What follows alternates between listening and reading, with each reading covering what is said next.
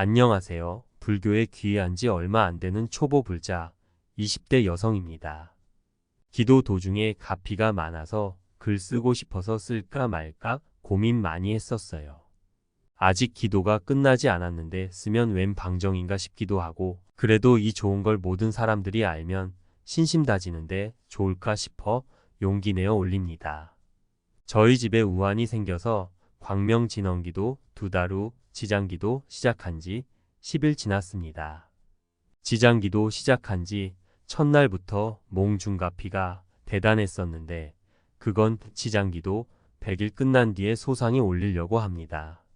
제가 지장기도를 할 때 지장경을 읽고 끝에 춘부다라니 3번이나 7번 읽고 지장보살 정근으로 끝을 냅니다. 특히 춘부다라니를 읽으면 지장기도할 때 무서운 꿈을 꾸지 않아서 참 좋더라고요. 덕분에 겁도 없이 지장기도를 계속하고 있어요. 그리고 춘부다라니 공덕이 여러 가지 많지만 나쁘고 탁한 기운을 맑게 해준다 라는 구절이 참으로 좋았습니다. 그래서 최근 10일 동안 딸인 저만 읽다가 어젯밤에 저희 어머님께서 주무시려고 누우셨을 때 잠깐만 기다리라고 한 뒤 어머니가 누우신 채로 저는 춘부다라니를 딱 한 번만 읽어드렸습니다. 참고로 저희 어머님도 매일 지장경을 13품 중에 4, 5품을 꼬박꼬박 속으로 읽으십니다. 독송을 마친 뒤 이 다라니를 읽은 공덕을 저의 어머님께 바칩니다. 지장보살님, 저의 어머님을 보호해 주시고 지켜주세요. 라는 짧은 축원을 한 뒤 바로 주무셨습니다. 그 밤에 어머니께서 꿈을 꾸셨는데, 산속에서 길을 가고 있었는데 어떤 집에 들어갔다고 합니다. 그런데 그 집안에는 하얀 옷을 입은 여러 명의 사람들이 있었는데 모르는 사람들이라 어머니는 바로 집을 나가셨다고 합니다. 그 길로 집을 나오는데 어떤 사람이 뛰어나오더니 이런 거 달고 다니시면 안 됩니다. 라고 하시며 엄마 등 뒤에 검은 큰 물체를 떼주시더랍니다. 그러고는 꿈을 깨셨는데 너무 기분이 좋고 저에게 자랑을 하십니다. 말씀대로 지장보살님께서 저희 어머님의 검은 기운을 걷어 가시지 않았을까 싶어요. 큰 가피이지요. 제가 이 얘기를 드린 이유는 신묘장구대 다라니의 공덕과 영험을 참으로 많던데 춘부다라니는 상대적으로 적더라고요. 제가 기도하기 전에 춘부다라니에 대해서 자료를 찾느라 웹서핑을 했는데 실제 체험담이 적어서 그냥 읽어나 보자 라는 심정으로 드립다 독송만 했었지요. 제가 이렇게 가피를 읽고 보니까 이 일을 사람들에게 알려서 모든 사람들이 지장보살님의 가피를 입었으면 해서 누추한 글솜씨지만 글 몇 자 적어봅니다. 사실 저는 초보 불자이고 하루 종일 기도에 매달리시며 용맹정진 하시는 불자님들이 많은데 애송이에 불과한 제가 이 글을 쓰는 게 누가 될지 않을까 걱정됩니다. 한편으로는 젊은 불자님들이 이 글을 보고 신심을 내어 기도를 했으면 하는 바람으로 쓴 것도 있습니다.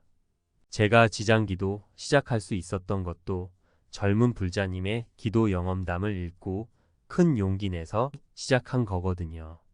나무지장보살, 나무지장보살, 나무지장보살. 간절하고 간절하게 기도하라. 혜정스님. 여러분들은 지금 지장기도 100일 원력을 세우고 정진하고 있다고 들었습니다. 기도는 내가 하는 것이요, 마음이 하는 것입니다. 마음이 기도를 어떻게 하느냐에 따라 성취 여부가 달려 있습니다. 지장보살은 모든 중생을 다 제도하겠다는 원을 세운 분이십니다.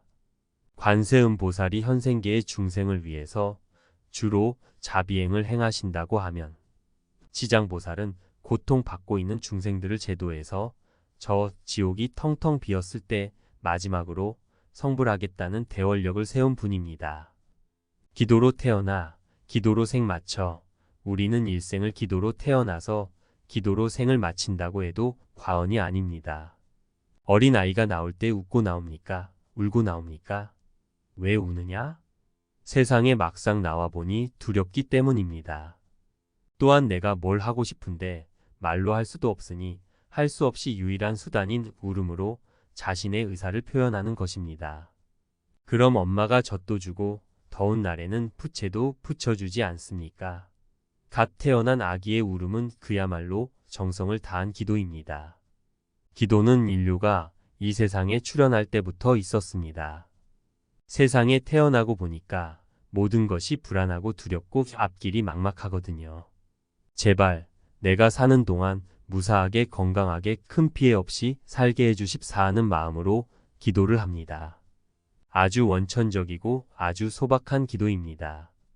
밤하늘에 떠 있는 별과 달은 물론 고목 앞에서도 기도를 합니다.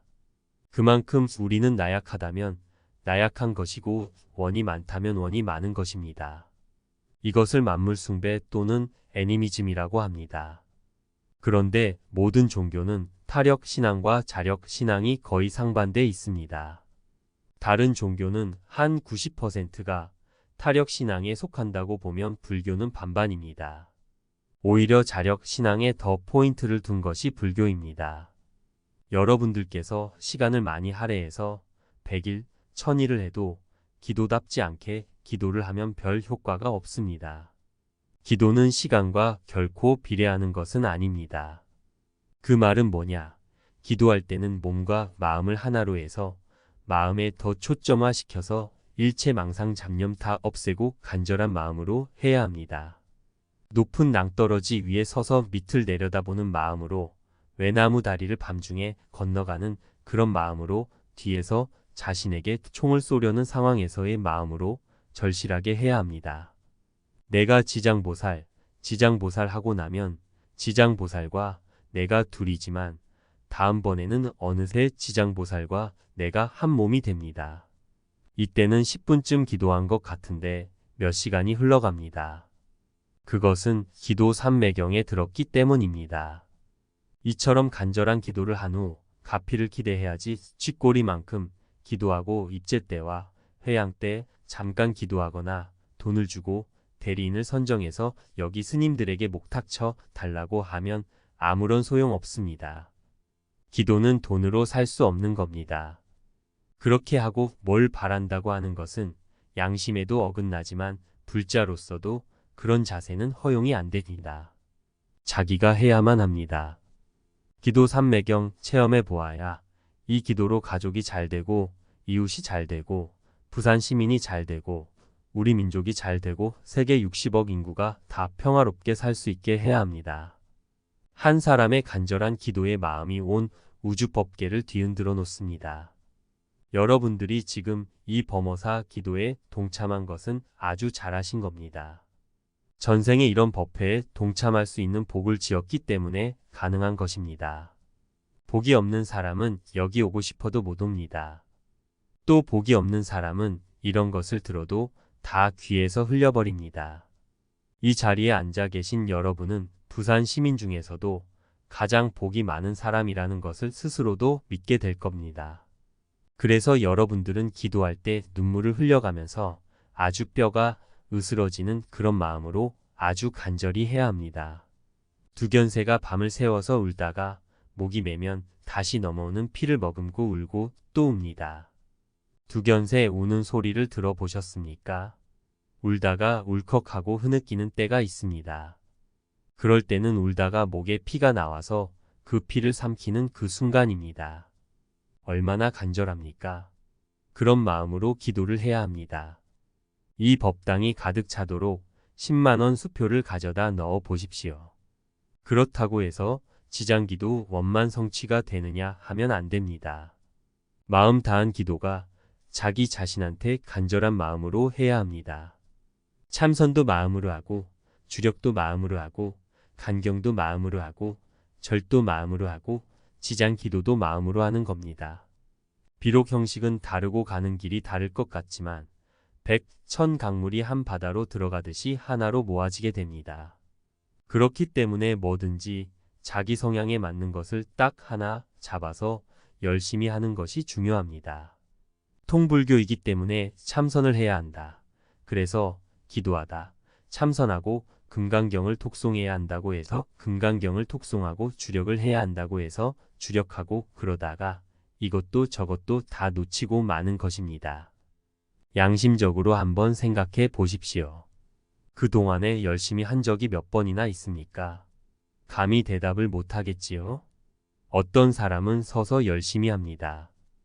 옆 사람이 보면 참 열심히 기도하는 것 같습니다.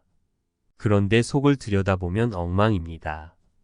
오만잡되고 허망한 생각으로 꽉 차 있습니다. 몸은 비틀어지고 누워 있어도 마음을 하나로 해야 바른 기도를 하는 겁니다. 그래서 이 기도만 열심히 하면 안 이루어지는 것은 없습니다. 우리의 다양한 모든 수행이 다 기도라는 시각에서 보면 모두 기도입니다. 참선하는 것도 내가 화두 깨쳐서 부처가 되는 것이고, 기도라는 것도 내가 마음 맑혀 부처가 되는 것이고, 경을 읽는 것도 부처님 말씀을 듣고 부처님 가는 길을 가기 때문에 전부 다 똑같은 겁니다. 지장보살의 위신력은 항아사 겁수가 다하도록 설명해도 다 못 쓴다고 했습니다. 그것은 결코 과장이 아닙니다. 기도는 집에서도 절에서도 항상 이어가고 또 100일 마쳤다고 해서 놓지 말고 일생을 걸고 해야 합니다. 일생을 걸고 하다 보면 내생까지 연결됩니다. 그래서 지장 기도를 많이 하면 그동안의 업도 자꾸 소멸됩니다. 기도를 많이 하면 얼굴이 환해지면서 광채가 납니다. 눈도 아주 반짝반짝해지고 몸도 건강합니다. 정신을 하나로 딱 모으기 때문에 웬만한 병은 다 사라집니다. 몸 아픈 사람이 기도해서 병 낫는다는 게 거짓말이 아닙니다. 따라서 불자가 점을 친다거나 또는 사주를 본다거나 관상을 본다거나 굿을 한다거나 하는 것은 모두 삿된 짓입니다. 계를 받은 제자들은 절대로 그런 데 가서는 안 된다고 분명히 법망경에 나와 있습니다. 여기 오신 분 중에서 한 번도 안 간 사람이 있습니까? 없죠? 그러나 그것도 가족과 자식을 위해서 가는 자비심이니까 그 근본 마음은 괜찮습니다만 그 방법은 틀린 것입니다. 신심 없으면 송장과 같아 신심이 없으면 그냥 송장과 같습니다. 신심만 있다면 신심과 동시에 원은 한 50% 성취됩니다. 어떻게 알지도 못하고 믿어야 되느냐 따지는 자체가 안 되는 겁니다. 불교는 따지는 것이 아닙니다. 모든 논리나 시공을 초월한 경지이지 우리가 알고 있는 범위에서 따지는 것은 팍폭한 짓입니다. 그리고 마음을 너그럽게 가지십시오. 부처님 마음은 허공과 같습니다. 우리 중생의 마음은 바늘과 같지만 이 마음은 망망대해보다 더 크게 넓힐 수 있습니다. 기도와 함께 자비의 마음을 가지려 노력한다면 그분이 바로 부처의 길을 제대로 가는 사람입니다. 좀 더 큰 원력과 대자대비의 마음으로 기도하시기 바랍니다.